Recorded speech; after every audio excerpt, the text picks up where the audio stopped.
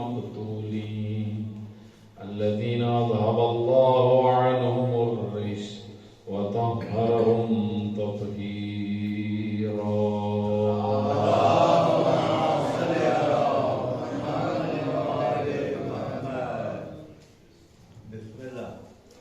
واللعنة الدائمة على أعدائهم أجمعين. قال الرسول الله صلى الله عليه وآله وسلم: الحسين مني وأنا من الحسين. صلوات پڑھیں.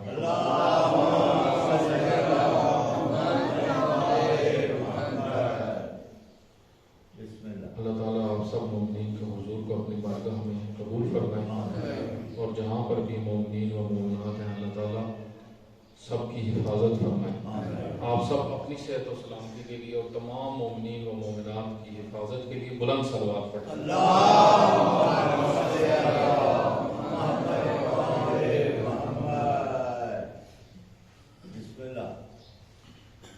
ماہ محرم الحرام کی دوسری تاریخ ہے. سید الشہداء علیہ السلام 2 محرم الحرام کو کربلا میں پہنچے. سید الشہداء علیہ السلام نے اپنے سفر کا آغاز مدینہ سے 28 رجب کو کیا، اور اس کے بعد مسلسل سفر میں ہی رہے.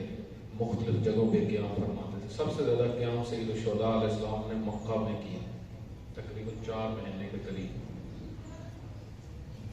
کل آپ کی خدمت میں عرض ہوا تھا کہ کربلا تاریخ کے ان واقعات میں سے ہے کہ جس کے اندر نسلوں کے لیے ہدایت ہے. قرآن کریم نے جو آسمانی کتاب ہے، آخری نسخہ ہے اور انسانیت کے لیے نجات کا ذریعہ ہے، لطف پروردگار ہے، کہ اس کے بعد نہ کوئی کتاب آنی ہے نہ کوئی نبی آنی ہے. یہ ہدایت کا نسخہ ہے. اس کا عنوان ہی ہدایت ہے. قرآن کا بھی عنوان ہدایت ہے اور امامت کا عنوان بھی ہدایت ہے. اصل کام ہدایت ہے، رہنمائی اس راہ کی جس کے ذریعے سے انسان سعادتوں تک پہنچے، نجات حاصل کرے. اللہ تعالیٰ نے جتنے انبیاء کو بھیجا ہے، جتنے رسول کو بھیجا ہے، جتنے آئمہ کو اللہ تعالیٰ نے بھیجا، سب کو ہدایت کے لیے بھیجا ہے. ہدایت اصلی عنوان. انسان سب سے زیادہ محتاج ہے ہدایت کا، رہنمائی کا. اس کو رہبروں کی ضرورت ہے، رہنماؤں کی ضرورت ہے، جس کے ذریعے سے وہ اپنی زندگی کو ان اصولوں کے مطابق گزارے جو اللہ کا ارادہ ہے. توجہ کیجیے، ایک موضوع جو سمجھا موضوع نہیں جاتا لیکن ہے بہت بنیادی موضوع. توجہ کریں. بہت سارے سوالات ایسے اہم موضوعات پہ اٹھائے جاتے ہیں، سوال کیے جاتے ہیں، لیکن ان کے جواب ایک بڑی تعداد نہ دیتی ہے، نہ اس مقدار میں دیے جاتے ہیں کہ لوگ مطمئن ہوں. یہ میڈیا کا دور ہے. توجہ، آج سب سے بڑا خطرہ لوگوں کو اعتقادات کا خطرہ ہے، عقیدوں کا خطرہ ہے. الہاد کے شبہات. آپ دیکھیں دنیا کے اندر بے دینی بڑھ رہی ہے. خود مغرب کی سرزمین بے دینیت کا مرکز ہے، اور ادھر سے کوس جلغار ہمارے ممالک میں آ رہی. بہت سارے سوال آپ کو اٹھائے جاتے ہیں، پوچھے جاتے ہیں، لیکن ایک بڑی تعداد کو ان کا جواب پتہ ہی نہیں. بہت سارے لوگ آپ کو معاشروں کے اندر ایسے ملیں گے کہ جن کا عقیدہ درست نہیں ہوتا، صرف عقیدت ہوتی ہے. ان کے پاس کوئی نظریہ نہیں ہوتا، کوئی سوچ نہیں ہوتی، کوئی آئیڈیالوجی نہیں ہوتی. اس وجہ سے آپ دیکھیں آج مسلمانوں کی سب سے بڑی مشکل کیا ہے؟ مسلمان نام کے مسلمان ہیں، کوئی کام مسلمانوں والا نہیں ہے، کیونکہ نہ سوچ مسلمانوں والی ہے، نہ عقیدہ مسلمانوں والا ہے، اور نہ ہی عمل مسلمانوں والا ہے۔ ایک مسلمان کب مسلمان بنتا ہے؟ جب اس کے پاس قرآن کا علم ہو، جب اس کے پاس سنت کا علم ہو۔ لیکن جس کے پاس نہ قرآن کا علم ہو نہ سنت کا علم ہو تو وہ اور کیسا مسلمان؟ اور دوسری طرف مسلمان کا دعویٰ بھی پھر یہ ہو کہ ہم سے بڑھ کے کوئی نہیں، تو پھر تم میں اور ان میں کیا فرق ہوا؟ تم کس بنیاد پہ سب سے بڑھ کے ہو، اور جو غیر مسلمان ہیں وہ کس بنیاد پہ پست ہیں تمہاری نگاہ میں؟ کس بنیاد پہ؟ وہ کم ہے تم زیادہ، عمل میں تو کوئی فرق نہیں، سوچ میں بھی کوئی فرق نہیں۔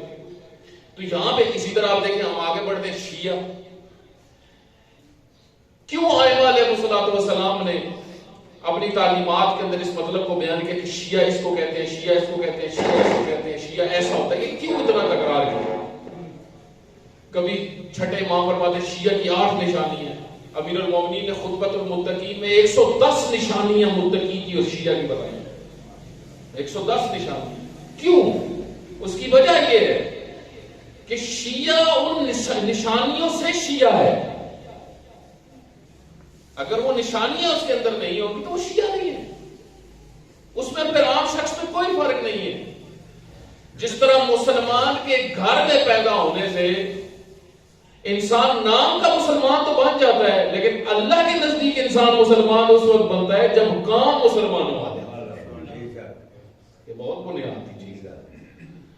آج ہم دیکھیں مسلمانوں، پاکستان کے مسلمانوں کو یا مد نظر رکھ لیں، دوسروں کو چھوڑیں، آپ ان کے کاموں کو دیکھیں، ان کی سوچوں کو دیکھیں، ان کی رفتار کو دیکھیں، ان کے عمل کو دیکھیں۔ کچھ دن پہلے ہمارے ایک چینل پہ پروگرام تھا، تو اس میں گفتگو ہو رہی تھی کہ آج آپ دیکھیں مسلمانوں کے اندر ایک ایسا گروہ کہ جو علیہ السلام بھی اہل البیت کو کہنا کفر سمجھتا ہے، اور یہ ترویج ہو رہی ہے، بڑھ رہا ہے یہ گروہ۔ پاکستان میں کتنا مسئلہ چھیڑا، علیہ السلام یا رضی اللہ تعالیٰ عنہ۔ آپ توجہ کریے گا، ایک وہابی مسلک کا شخص ہے، سعودی عرب میں رہتا ہے، اس نے کتاب لکھی ہے غدیر کے متعلق، 132 صفحات کی اس کی کتاب ہے۔ وہ خود غدیر کے مقام پہ گیا، اس نے وہاں سے وہ ساری تصاویر بھی لی اور وہ سارا جائزہ لیا، اور پھر اس نے تحقیق کی، اس نے رسالہ لکھا۔ اس کے یوٹیوب کے اوپر اس کی گفتگو موجود ہے، اس کے چینلز ہیں اپنے۔ اس نے بھی اپنی کتاب کا ٹائٹل جب دیا تو اس کے اوپر جو لکھا کتاب میں نے غدیر کے متعلق لکھا علی ابن ابی طالب والغدیر، تو آگے لکھتا ہے علیہ السلام۔ تو یہ پاکستان میں یہ کیا ہو گیا علیہ السلام کو؟ یہاں پہ لوگوں کے ذہن میں کیسے یہ پھوٹ ڈالی گئی، یہ بغض ڈالا جا رہا ہے۔ تو یہ بات جب میں نے کی تو وہاں پہ کوئی مومن باہر کے ملک سے تھے، انہوں نے کہا کہ چلے جو وہ ہیں جو علیہ السلام نہیں کہتے ان کی تو سمجھ میں آ رہی ہے، جو علیہ السلام کہتے ہیں وہ کیا کر رہے ہیں؟ یہ سوچنے کی بات ہے۔ اس کی وجہ یہ ہے، جب ہم مکتب کو نہیں پڑھتے، مکتب کو گہرائی سے نہیں سمجھتے، سید الشہداء کے قیام کو جب نہیں سمجھیں گے، اس کے مقصد کو نہیں سمجھیں گے، سید الشہداء کے فرامین کو نہیں پڑھیں گے، تو ہم میں اور عام شخص میں پھر کیا فرق ہوگا؟ ہم حسینی کس بنیاد پہ ہیں؟ جب ہماری سوچ حسینی ہو، جب ہمارا نظریہ حسینی ہو، جب ہماری راہ حسینی ہو، جب ہمارا عمل حسینی ہو، اس وقت ہم حسینی ہوں گے نا۔ جس طرح وہ ایک مولانا، جوان مولانا ہے، ان کا ایک جملہ کلپ آپ بہت سارے لوگوں نے سنا ہوگا کہ وہ کہہ رہے تھے کہ میں ایک جگہ پہ گیا تو ایک شخص چرس پی رہا، جس طرح ثواب سمجھ کے چرس پیتے، وہ چرس پی رہا تھا اور ساتھ لعنت کر رہا تھا یزید پہ۔ تو انہوں نے کہا کہ میں نے اس کو کہا کہ یہ لعنت تم کس پہ کر رہے ہو؟ کام یزید والا کر کے تو اپنے میں بھی پھر ساتھ لعنت کرو۔ چرس پینا، شراب پینا تو یزید کا کام ہے۔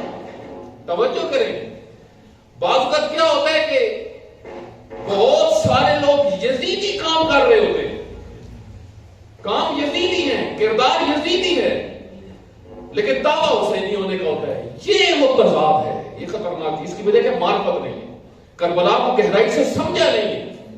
اگر کربلا کو گہرائی سے سمجھا ہوتا تو انسان کبھی بھی یزیدی راہوں کو اور یزیدی کردار کو نہیں اپناتا. سید الشہداء علیہ السلام نے اس مطلب کو بہت واضح طریقے سے فرمایا، مثلی لا یبایع مثلا. پہلے ہی دن جب بیعت کا تقاضا کیا گیا ولید کے دربار میں تو سید الشہداء نے کیا فرمایا؟ مثلی، مجھ جیسا، اس جیسے کی. اس کا مطلب ہے میرا کردار بھی ایک کردار ہے، اس کا بھی کردار ہے. مثلی لا یبایع مثلہ، مجھ جیسا کبھی اس کی بیعت نہیں کرا.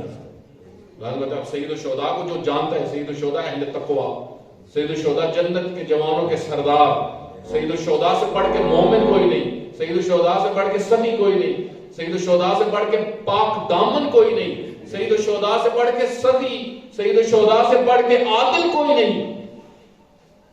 اور یزید کیا ہے؟ خود سید الشہداء نے فرمایا ہم وہ ہیں جن کے گھر پہ وحی آئی ہے، ہم معدن اور رسال ہیں، ہم سے ہستی کا آغاز ہوا، ہم پہ ہستی کا اختتام ہونا ہے. وَيَزِيدُ رَجُلٌ فَاسِقٌ شارب الخمر، وہ شراب پیتا ہے. مجھے بتائیں، اگر میں آپ سے ایک سوال کرتا ہوں، اگر یزید شراب پیے وہ لعنتی ہے، تو آج اگر کوئی شراب پی تو وہ لعنتی نہیں؟ تو وہ بھی تو لعنتی. جو بھی وہ حرکت کرے گا، جو بھی وہ کام کرے گا. اس وجہ سے مسلمان اگر انسان صرف نام کا ہو تو پھر کوئی مسلمانی ہے جو شمر والی. شمر بھی تو مسلمان تھا، کوئی یہودی تو کہیں سے بھی نہیں آیا تھا. کوئی ثابت کر دے فلسطین سے کوئی یہودی آیا ہو، کوئی عیسائی قتل کرنے آیا ہو. کہیں سے کوئی یہودی، کوئی عیسائی نہیں آیا. مسلمان ہی تھے، لیکن کون سے مسلمان؟ کہ جو دعویٰ تو مسلمانی کا کرتے تھے لیکن کام کوئی بھی مسلمانی والا نہیں تھا. یہاں پہ ضرورت ہے مکتب کو سمجھیں، توجہ کریں. انشاءاللہ اس مطلب کو میں کل زیادہ وضاحت سے بیان کروں گا. بہت سارے سوالات اٹھائے جاتے ہیں جو ہمارے ذہنوں میں ہی رہتے ہیں لیکن جواب نہیں آتے ان کے، جس کی وجہ سے شکوک پیدا ہوتے ہیں، شبہ پیدا ہوتے ہیں. اور اگر بزرگوں کے ذہنوں میں پیدا نہ بھی ہوں، جوان نسل کے ذہن میں پیدا ہوتے ہیں. ان کے جواب اگر بر وقت نہ دیے جائیں، نسلیں عقیدے کے لحاظ سے منحرف ہو جاتی ہیں. یا آپ کے چکوال میں ایک مولانا اسلام آباد میں ہوتے ہیں، بہت بڑی شخصیت ہے پاکستان کے، وہ مناظرے کرتے ہیں، اسلام آباد میں ہوتے ہیں. علامہ آفتاب جوادی صاحب، میں نام لے دیتا ہوں، علامہ آفتاب جوادی صاحب، آپ نے سنا ہوگا، کافی کتابیں ہیں ان کی، علمی شخصیت.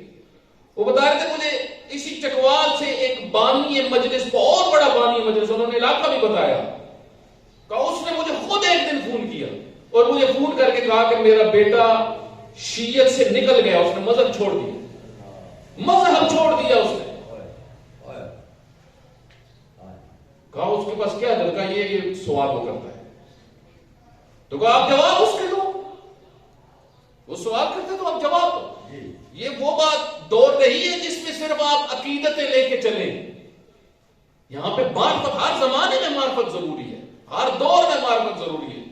آج بھی ضرورت ہے، آج بھی جوان نسل کی ضرورت ہے. تو بہت سارے جو ان میں ایک سوال جو کیا جاتا ہے، کیوں سید الشہداء علیہ السلام کا اتنا ذکر ہو؟ عالم اسلام کی سب سے بڑی شخصیت تو رسول خدا ہے. رسول اللہ سے بڑی تو کوئی شخصیت نہیں. خاتم النبیین ہے، خاتم الرسل ہے، تمام نبیوں کے سردار ہیں، آئمہ کے بھی سردار ہیں. تو ہم 2 مہینے ان کا مسلسل ذکر کیوں نہیں کرتے؟ یہ سوال ہے. کیوں سید الشہداء کا ذکر کرتے؟ اس کی وجہ کیا ہے؟ حتیٰ آپ دیکھیں آئمہ میں سب سے افضل کون ہے؟ آئمہ علیہ السلام میں سب سے افضل حضرت علی علیہ السلام ہے. حدیثوں میں ثابت ہے، سب آئمہ نے بتایا کہ امیر المومنین، بلکہ امیر آپ صرف علی کو کہہ سکتے ہیں. امام رضا علیہ السلام فرماتے ہیں علی کے علاوہ امیر بھی کوئی نہیں ہے مومنین کے. مومنین کے امیر صرف علی ابن ابی طالب، سب سے افضل شخصیت. ان کی بھی عزاداری ہم کرتے ہیں لیکن 3 دن کرتے ہیں، 3 دن سے زیادہ یا 5 دن ہو جاتی ہے بعض جگہ، اس سے زیادہ تو نہیں کرتے عزاداری. وہ امام حسین علیہ السلام کے والد ہیں، ان کے بھی امام ہیں، ان کے بھی سردار ہیں. ان سے بھی افضل ہیں. خود رسول خدا نے فرمایا ہے کہ حسن اور حسین سے بھی افضل ابوہما، ان کے والدین ان سے بھی افضل ہیں. ہم تو حضرت علی علیہ السلام کا بھی اتنا ذکر نہیں کرتے، تو کیوں امام حسین علیہ السلام کا 2 مہینے مسلسل ذکر کرتے ہیں؟ اور یہ 2 مہینے معمولی نہیں ہیں. ان 2 مہینوں کے متعلق ہم یہ بھی کہتے ہیں جو امام خمینی رحمۃ اللہ علیہ کا مشہور جملہ ہے کہ جو کچھ ہے آج ہمارے پاس وہ محرم اور صفر کی وجہ سے. اسلام اگر بچا ہوا ہے تو محرم اور صفر کی وجہ سے. اس بات کو سمجھنے کی ضرورت ہے، اس بات کو کھولنے کی ضرورت ہے کہ وہ کون سی چیز ہے محرم اور صفر میں. سید الشہداء علیہ السلام کے قیام میں کون سی چیز ہے جو اتنی مؤثر ہوئی، جو بقائے دین کا ضامن بنی. یہ چیز بھی جب ہم سنتے ہیں کہ کربلا کے ذریعے سے دین باقی ہے. اگر کوئی آپ سے کہے کہ مجھے ثابت کر کے یہ بات ثابت کرو کہ کربلا کی وجہ سے دین باقی ہے، اسلام باقی ہے، رسول خدا کا مکتب باقی ہے، اس کی دلیل ہے. یہ انشاءاللہ سوالات ان کے جوابات آتے ہیں ہمارے ہاں، لیکن ان کو ہم کھولتے نہیں ہیں، مزید کھولیں تاکہ بات ہمیں سمجھ میں آئے کہ کیوں کربلا اتنی اہم ہے. توجہ کریں. اور پھر یہ کل اشارہ ہوا تھا کہ کیوں اس واقعے کو ہم نے زندہ کرنا ہے. 4 دلیلیں بیان کی تھی آپ کی خدمت میں قرآن کریم کے ذریعے سے کہ قرآنی واقعات کو، قصوں کو کیوں بیان کرنا ہے، کیا دلیل ہے اس کی، کیوں زندہ کرنا ہے 2 مہینوں کو. دین کی بقا کے لیے. تو حسین ابن علی نے کیا کیا کہ اگر وہ نہ کرتے تو آج دین باقی نہ ہوتا. تو پہلے تو دین کو سمجھنے کی ضرورت ہے میرے بھائی. دین ہے کیا؟ کیا یزید کے زمانے میں نماز نہیں ہوتی تھی؟ یزیدیوں نے بڑی مساجد بنوائی ہیں، بڑی، جتنی عالم اسلام کی بڑی مساجد بنی ہے تاریخ میں وہ بنو امیہ اور بنو عباس نے بنوائی ہیں. کیا مدرسے نہیں تھے اس وقت؟ مدرسے بند کروا دی تھی یزید نے. مدرسے بھی. تو پھر کون سی چیز ہے کہ حسین ابن علی نے جس کو بچایا ہے؟ اس کو سمجھنے کے لیے توجہ کریں، ہمیں دین کی روح پہلے سمجھنی پڑے گی کہ دین کی بنیاد اور روح کیا ہے جس کو حسین ابن علی نے بچایا ہے. اگر وہ روح نہ بچے تو دین کی یہ ظاہری عبادتوں کا کوئی اثر نہیں. وہاں ہمیں سمجھنا پڑے گا. اس میں آج شروع کرتا ہوں آپ کی خدمت میں تھوڑا سا اشارہ. آپ دیکھیں پیغمبر اکرامی نے دین کو کہاں سے شروع کیا. توجہ کریے گا، میرے ساتھ چلیے گا، تھوڑا سا وقت میں زیادہ وقت نہیں لوں گا آپ کو. توجہ کریے گا اس مطلب اگرچہ پنکھے بھی بند ہو گئے ہیں.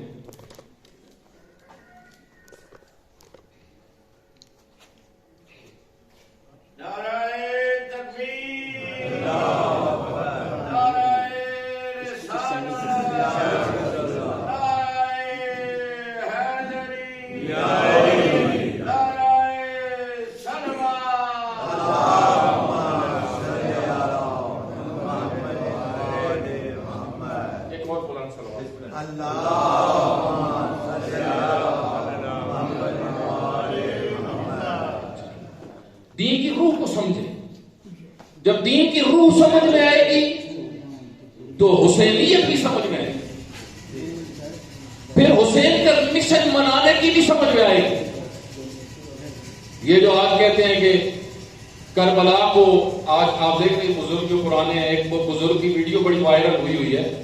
میڈیا کو پتا، میڈیا کا آپ سے زیادہ بہتر ہے، میڈیا کے دور میں ایک بزرگ بیٹھے ہوئے ہیں کسی مجلس میں اسی طرح، انہوں نے کہا کہ تم لوگ فیشن بنا رہے ہو مجالس کو، تم عزاداری کو فیشن بنا رہے ہو، تمہارے اندر وہ چیزیں نظر، اس نسل میں وہ چیزیں نظر نہیں آ رہی، وہ غم نظر نہیں آتا. کیوں؟ اس کی وجہ یہ کہ سمجھ نہیں رہے بات کو. ایک بڑی تعداد سمجھ جب نہیں رہے تو وہ غم نہیں ہے. اس وجہ سے آپ دیکھیں یہ جوان عاشور والے دن بھی دیکھیں ان کے سر میں آپ کو خاک نظر آئے. جو پہلے بزرگ ہوتے تھے سروں میں خاک، داڑھی میں خاک. یہ نیا سوٹ پہن کے آئے ہوئے ہوں گے عاشورہ والے دن، بعد آپ کو نظر آئیں گے ایسے کنگھی پھیر کے تازی آئے ہوئے ہوں گے. ان کو پتہ ہی نہیں ہے ایک بڑی تعداد. اور اس کی آپ ایک وجہ دیکھیں، جس طرح اللہ جوادی عملی فرماتے ہیں کہ یہ قد میں لمبے ہو رہے ہیں، شعور نہیں ہے ایک بڑی تعداد میں. 6-6 فٹ قد ہیں لیکن سینس تھوڑی سی بھی نہیں ہے مذہب کی، مکتب کی، اور نہ والدین کی توجہ ہے اس چیز کے اوپر کہ ہمارے بچے کیا کر رہے ہیں. پورا دن میڈیا کے اوپر بیٹھے ہوئے ہیں، پورا دن چینلز کے اوپر بیٹھے ہوئے ہیں، پورا دن موبائل کے اوپر بیٹھے ہوئے ہیں. ان کو کہاں سے کربلا سمجھ میں آئے؟ کہاں سے رسول خدا نے دین کو شروع کیا؟ توجہ کرو، خصوصاً جوان اس چیز کی طرف توجہ. کہاں سے دین شروع ہوا؟ کیا سب سے پہلے رسول اللہ نے فرمایا غیبت نہ کرو؟ کیا سب سے پہلے رسول اللہ نے فرمایا چغلیاں نہ کرو؟ کیا رسول خدا نے پہلے دن جو تبلیغ کرنا شروع کی تو یہ کہا کہ جنہ کی داڑھی نہیں ہو داڑھی رکھو؟ ایسا تو نہیں. جس طرح آج بعض لوگ یہ سمجھتے ہیں نا کہ داڑھی دین ہے، اس وجہ سے یہ داڑھیوں والے، بعض داڑھیوں والے جو ہیں، ہماری بھی داڑھی ہو، بعض داڑھیوں والے نعرے تکبیر، نعرے تکبیر، نعرے رسالت، نعرے رسالت، نعرے حیدری، نعرے حیدری. اس وجہ سے آپ دیکھیں بعض داڑھیوں والے جب کوئی حرکت کرتے ہیں غیر مذہبی یا گھٹیا، جس طرح آپ دیکھتے ہیں بعض میڈیا میں بھی آ رہی ہوتی ہیں بڑی بڑی گھٹیا حرکتیں داڑھیوں والے کر رہے ہیں، تو وہ لوگ بڑا برا محسوس کرتے ہیں. کیونکہ لوگوں کے ذہن میں یہ ہے کہ داڑھی از ایکول ٹو مذہب، داڑھی یعنی مذہب، داڑھی یعنی اسلام. تو داڑھی اسلام نہیں ہے، اسلام میں داڑھی ہے. اسلام کا ایک واجب، وہ بھی ایک خاص مرحلے میں، ایک خاص مرحلے میں داڑھی ہے. ورنہ یہ نہیں کہ دین داڑھی سے شروع ہوتا ہے جس طرح بعض یہ کرتے ہیں کہ ان کی تبلیغ ہی داڑھی سے شروع ہوتی ہے اور داڑھی پہ ہی ختم ہو جاتی ہے. اس وجہ سے حتیٰ آپ نے بعض خطیبوں کو دیکھا ہوگا تو مجلس کے اندر بعض جنہوں نے داڑھیاں نہیں رکھی ہوتی ان کی توہین کر رہے تھے کہ یہ اجازت نہیں ہے. تبلیغ کرے، کسی کی طرف اشارہ کرنا فلاں داڑھی منڈا بیٹھا ہوا، یہ خود توہین ہے، یہ اخلاق کے خلاف ہے. تو رسول خدا نے کہاں سے شروع کیا دین کو؟ کہا داڑھیاں تو نسانی ہی رکھتے، مطلب ویسے داڑھیاں. کیا کہا کہ غیبت نہ کرو؟ کیا کہا پردے سے بات شروع؟ پردہ مہم ہے اسلام میں، لیکن کہا کہ پردہ کرو سارے نہ. پہلا جملہ جو رسول خدا نے فرمایا، پہلا جملہ جہاں سے تبلیغ شروع کی، وہی آنے کے بعد غار ہیرا سے جب پڑھنے جس بات کو سب سے پہلے کیا اور پورے خطے اور مکہ میں ہلچل مچ گئی، وہ ایک جملہ تھا، قولوا لا الہ الا اللہ، کہو اس کے علاوہ کوئی معبود اور حاکم نہیں ہے. اس کے علاوہ کوئی معبود اور حاکم نہیں ہے، اس کے علاوہ کوئی رب نہیں ہے. کہو قولوا لا الہ الا اللہ، کہو لا الہ الا اللہ تفلحوا، فلاح پاؤ، کامیاب ہو جاؤ. صرف یہ جملہ کہو. اب مجھے بتائیں وہ جو سامنے تھے سن رہے تھے، کیا ان کو سمجھ آ رہی تھی یا ان کو آ رہے تھے؟ ان کو بالکل سمجھ میں آ گئی کہ کیا کہہ رہا ہے مصطفیٰ، اور ان کو یہ بھی پتا تھا کہ جو لا الہ کہے تو اس کا نتیجہ کیا ہوگا. اس وجہ سے کہ کوئی ساتھ دینے کے لیے تیار نہیں تھا. مجھے بتائیں خود قبیلے بنی ہاشم میں، قریش میں بڑے بڑے لوگ تھے، پاورفل لوگ، ابو لہب وغیرہ، ابو جہل وغیرہ، یہ سارے قریش کے تھے، پاورفل لوگ تھے. جب پیغمبر اکرامی نے پہلی ہی دعوت دی اور فرمایا کہ کوئی ہے جو میرا ساتھ دے، کوئی اٹھنے کے لیے تیار نہیں تھا. کیوں؟ ان کو پتا تھا یہ مشن معمولی نہیں. اس مشن میں ان چیزوں کو گرانا ہے جن کو ہم نے خدا بنایا ہوا ہے.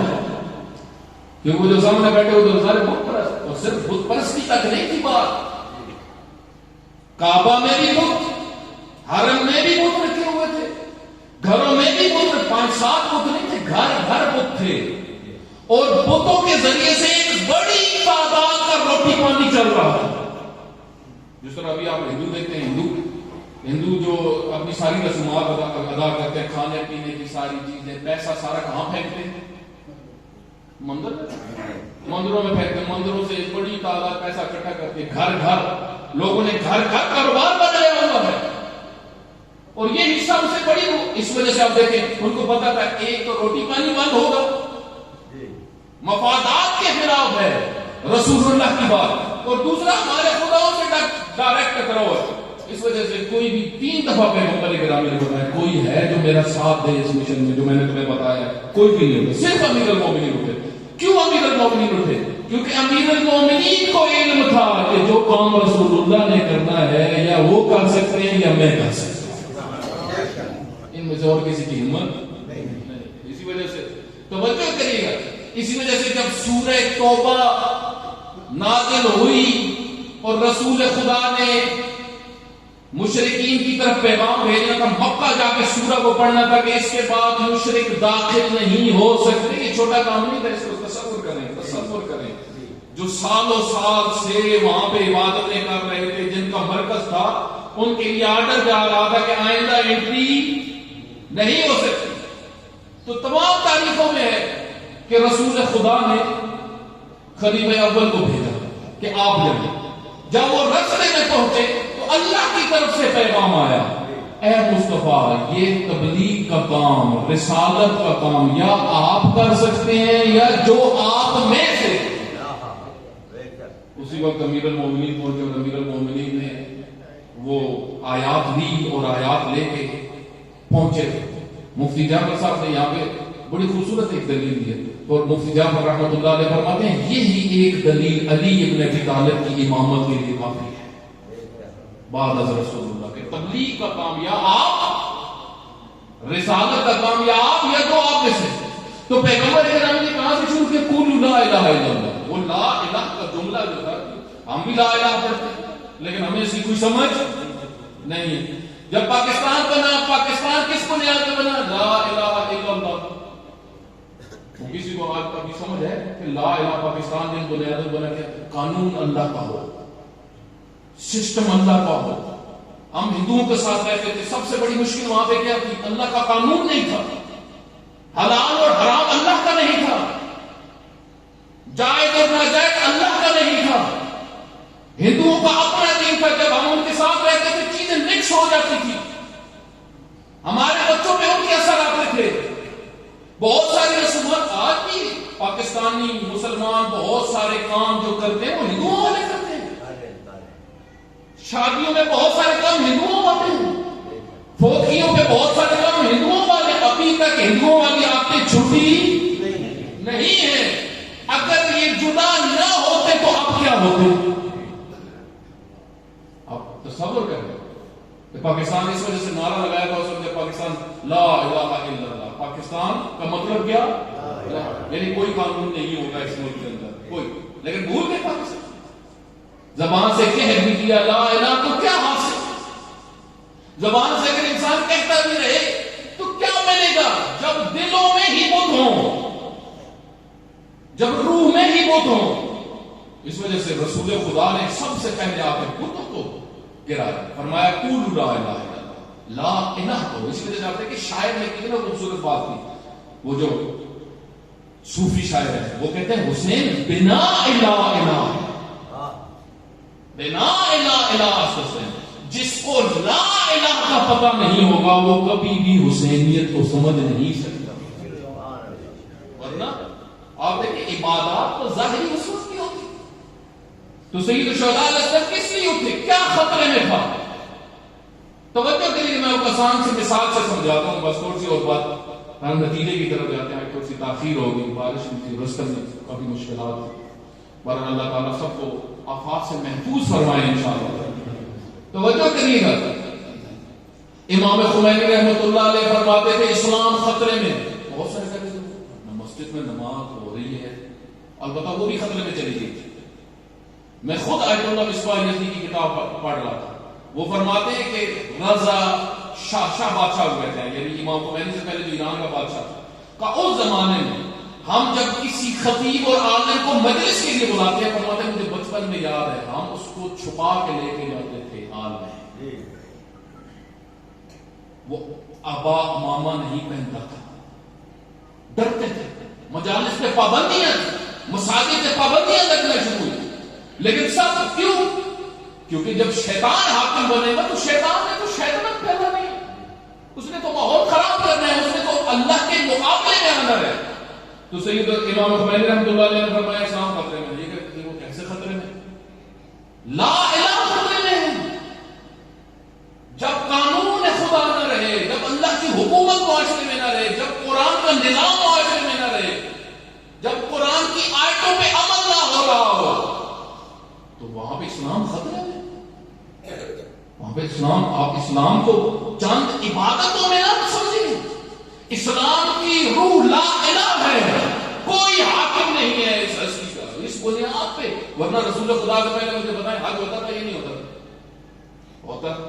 مشرکین حج کرتے تھے، مشرکین عبادتیں کرتے تھے.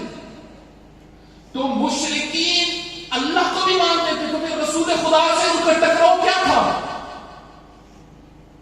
وہ یہ رسول خدا فرماتے تھے رب صرف وہ ہے، تدبیر صرف وہ کرتا ہے، سسٹم صرف وہ چلاتا ہے یا جس کو وہ اجازت دے دے.